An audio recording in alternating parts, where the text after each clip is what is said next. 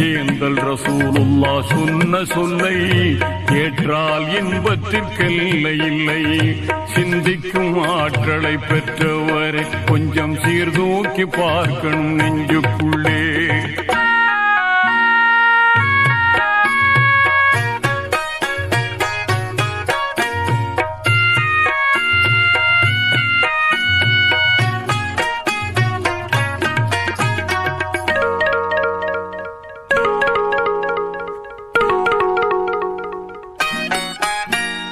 உழைப்பவர் வியர்வை உணரும் முன்னே அவர்க்கு ஊதியம் கொடுத்திட வேண்டும் என்றார். உழைப்பவர் வியர்வை உணரும் முன்னே அவர்க்கு ஊதியம் கொடுத்திட வேண்டும் என்றார்.